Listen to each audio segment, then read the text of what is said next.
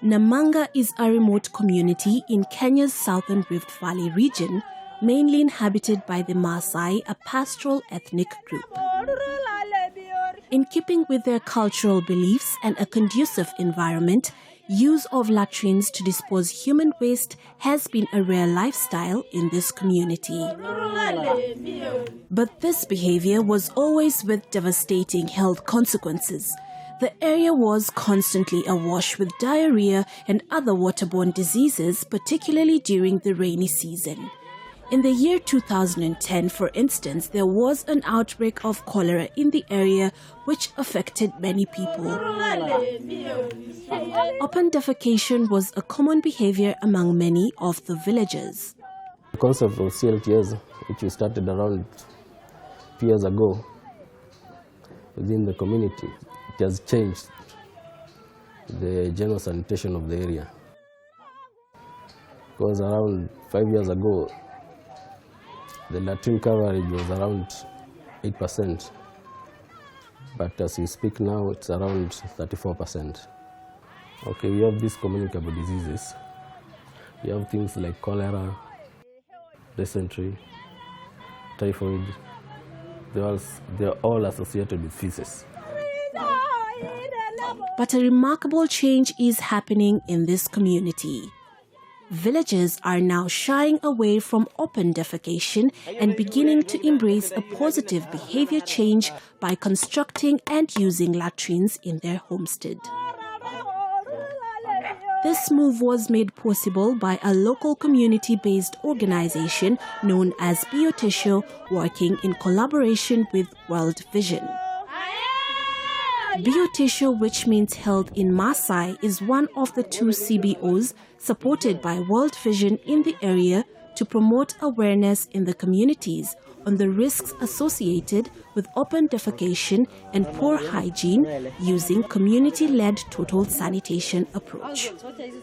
In our WASH project, we have targets on sanitation and hygiene, and our target is to ensure that we improve the sanitation status in this Maasai land. The introduction of CLTS was out of the outbreak of cholera that severely hit the 2 divisions, Bisil and Namanga, in 2009. Disaster Management Committee at the district level came up with a meeting with all stakeholders to see how to control the outbreak. And now CLTS is when now it was introduced. CLTS has made a difference because at first we used to have the government enforcing for laws for people to do latrines. And by then it wasn't picking, it was like we are forcing them and they were not seeing the need. But with the CLTS approach, we are making them understand actually the need. Within 1.5 years of operation, Biyotisho has reached out to 30 villages, and as a result, 3 of the villages have since been declared open defecation-free areas, while 17 are currently under verification. Biyotisho inamaanisha afya. Kikundi hiki kilianza mwaka 2012 March.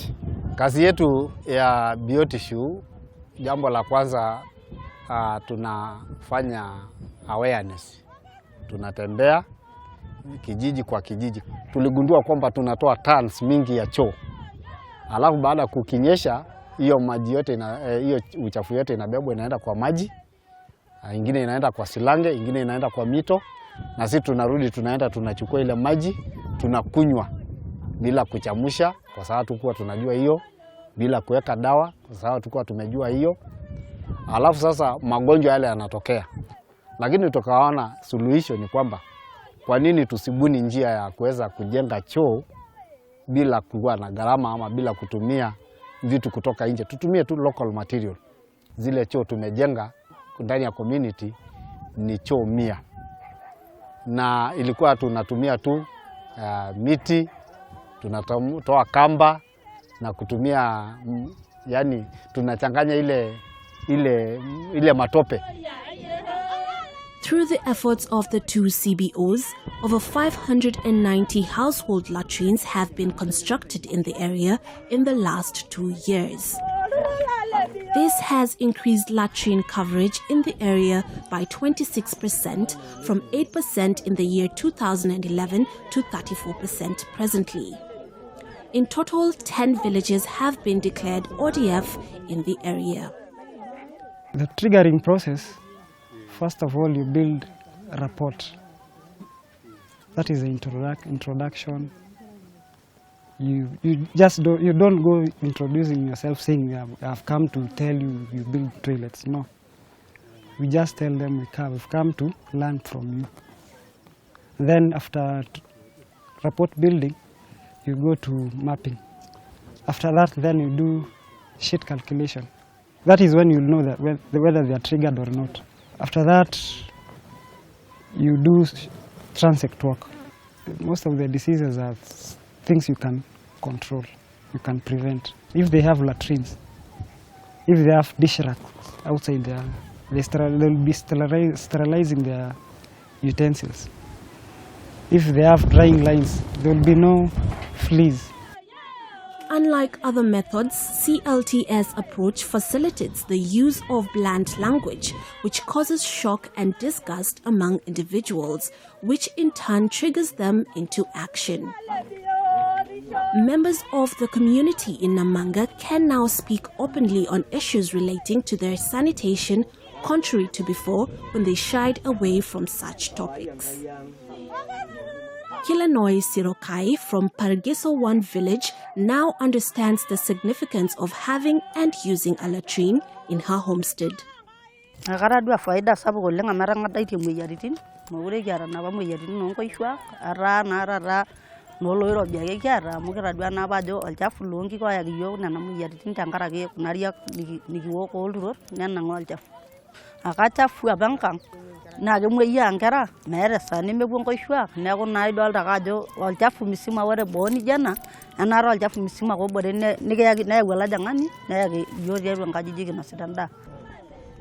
In Engaroji, another village which benefited from the awareness sessions from Biyotisho, Mr. Sunde is equally a proud owner of a new constructed latrine that he now uses with his family.